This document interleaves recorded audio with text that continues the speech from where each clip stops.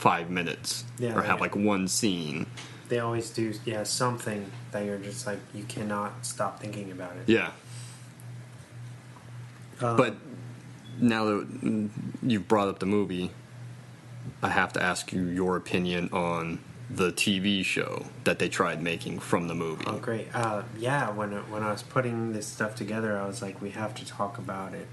I was very standoffish from the very beginning. I was kind of excited that they were trying to bring it back just to see because it was on El Rey, the Robert Rodriguez's TV show, or not TV show, television station, and after watching the first season, and I got through maybe halfway of the second, I just had to dump it because it's so bad. Yeah, yeah, and Robert Patrick played the Harvey Keitel part, and Robert Patrick was great in it, but everything else, the guy that plays Seth, just I didn't like him at all. He had no charisma. I would give those guys a pass for the first couple episodes, and then it just keeps getting progressively worse. Yeah. You know, not to mention that it's a rehashing of the first movie, and it's like you guys could have done, like, why not remake those shitty sequels that are out? Like, those are still in existence. You know, I would have rather them go in and redo those because those are bad too. So I just thought that was interesting that they rehashed the movie that's amazing, and you're never gonna, like we said, you can't remake perfection. You know what I mean? Yeah. Like you've said to me time and time again, those guys were never gonna have the chemistry that Tarantino and Clooney do. Yeah. Yeah. So it's like, why try? That's too much to live up to. Can I tell you one thing I did love about the show? What? Don Johnson playing the Earl McGraw role. Because I love Don Johnson, and I was a huge Miami Vice fan back in the day. And even though Michael Parks is great as Earl McGraw in the various Tarantino universe movies, I love Don Johnson in the role.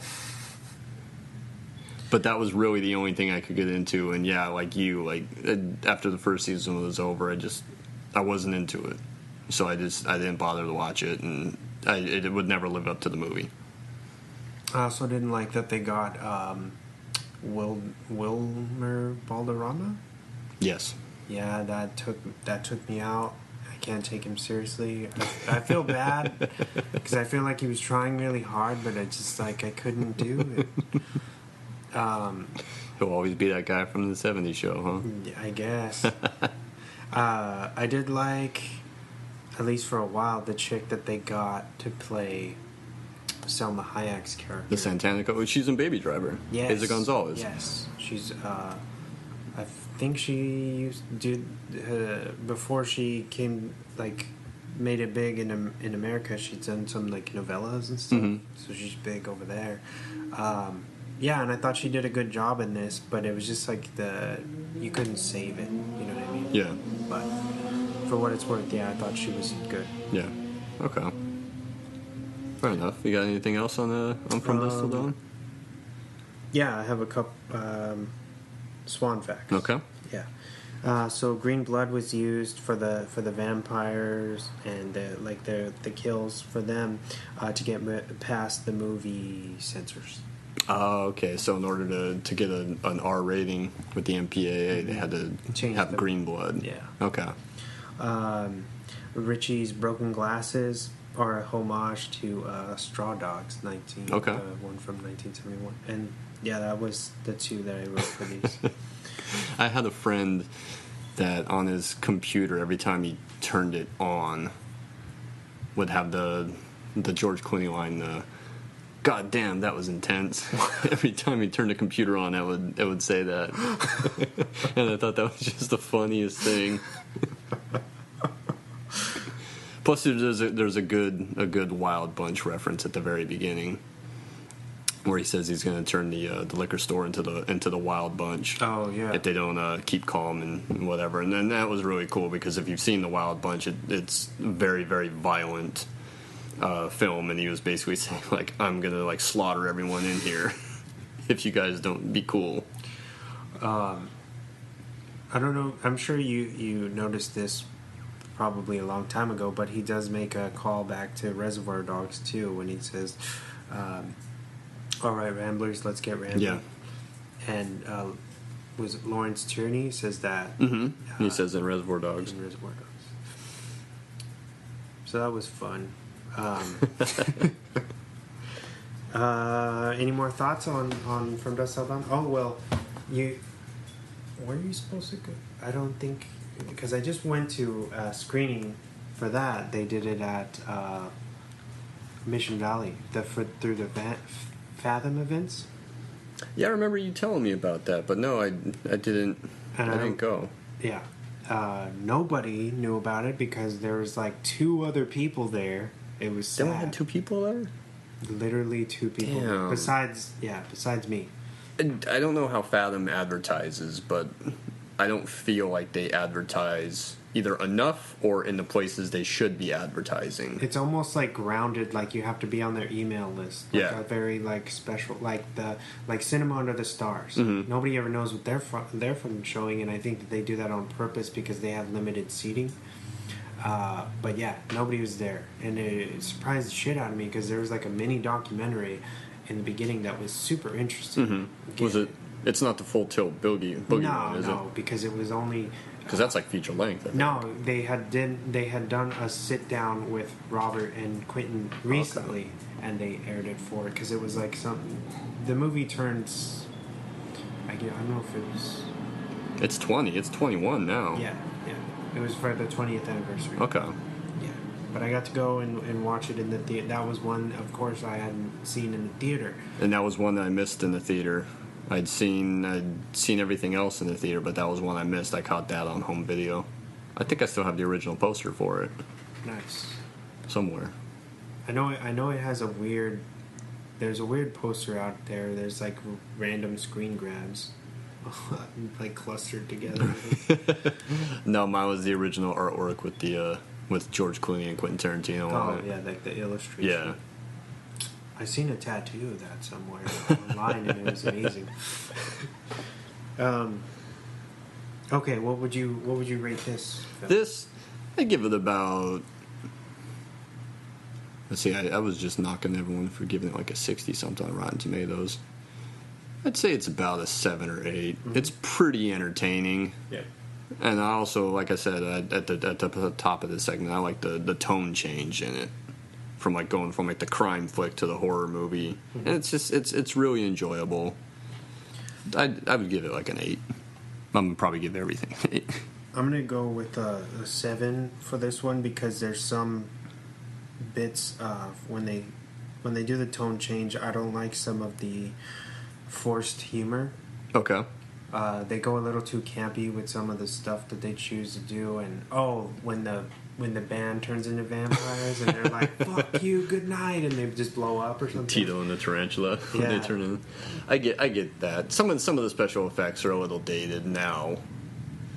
But no, I still really enjoy it. For sure, yeah. And I'll watch it any day. It's a hell of a lot of fun. Do you want to move on to what's our next one? Jackie Brown. Of course I want to move on to Jackie Brown. All right. Here's the trailer, guys. For centuries, Americans have gathered together to celebrate the holidays, reaffirm family ties, and wish goodwill to all men. But this Christmas, Santa's got a brand new bag. Now you gotta listen to this, man, because this concerns you, all right?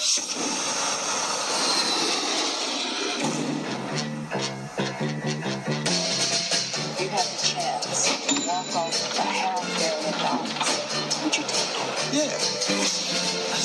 What do a stewardess, a gun runner, a bail bondsman, an ex-con, a federal agent, and the Beach Bunny have in common. You gonna come in on this thing with me? You got to be prepared to go all the way.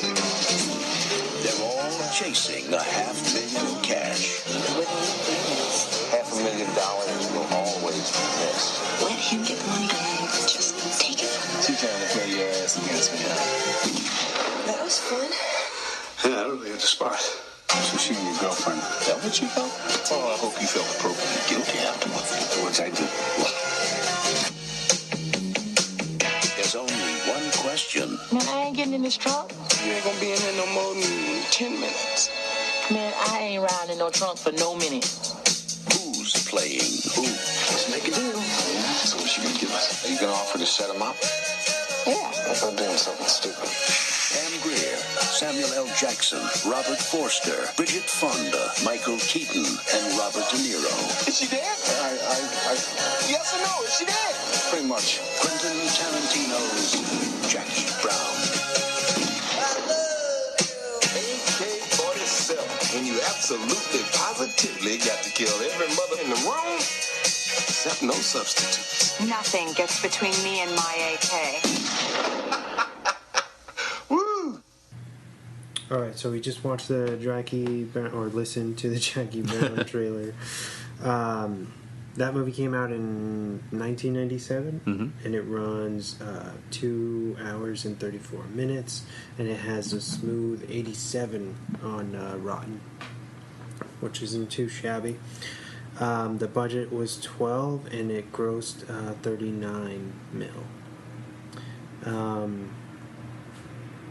Do you have any thoughts on this film? Well, first of all, let me say, hearing the trailer brings me back, because that's one of my all-time favorite trailers. And I don't know if this has come up since I've been on the show tonight, but I know that you mentioned it the other night. I'm a projectionist. Yes. When I learned projection, when I got trained in projection, we had to take trailers, film trailers, string a couple of them together, and then we would just thread that through the projector over and over and over again until we learned it. That was my trailer, was the Jackie Brown trailer that I just happened to randomly dig out of the bin that had all these old trailers in it that we were going to use for training. So I've watched it so many times, threading it over and over and over again. And it was this one that it was played? That trailer. And I love that one so much. And it always, every time I see the trailer, it always brings me back to when I was training to be a projectionist. A long time ago. But beyond that, Jackie Brown is my all-time favorite Quentin Tarantino movie. My absolute favorite. You and I were talking before this. I don't know how many movies Tarantino is going to make. I know that he's claimed at one point that he was only going to make 10 films. If you count Death Proof as one, and if you count Kill Bill as one single film instead of 2. He has claimed that he was going to make 10 movies, and then that was it. He was going to bow out, not make anything else. I know that he's kind of walked that back a little, maybe a couple years ago, where he said that if he has a good story and if he has a good script, he'll make a movie and he won't be so beholden to the 10. But even if he makes more than 10, I don't think he's going to make a movie that I love more than Jackie Brown. And we'll get into his other flicks and everything a little bit further on down. But I don't think I'm ever going to love a Tarantino movie more than I love Jackie Brown. I think that's cool because you're one of the few, because it's either people don't dig this or they haven't seen it. Or, I feel like this is like his lesser known film for sure, and that people don't even know that he did it for some reason. I think that it doesn't get the love that it deserves. And a big part of it was this was his first film after Pulp Fiction. And I think a lot of people that were huge fans of Pulp Fiction were expecting Pulp Fiction Part 2. And Jackie Brown is like the complete opposite of Pulp Fiction, because it doesn't have the crazy setups. It doesn't have like the extreme violence. I mean, shit. It's even like the narrative structure is fairly linear. Mm-hmm. Mm-hmm. And I think that a lot of people were expecting it to be a second Pulp Fiction, and it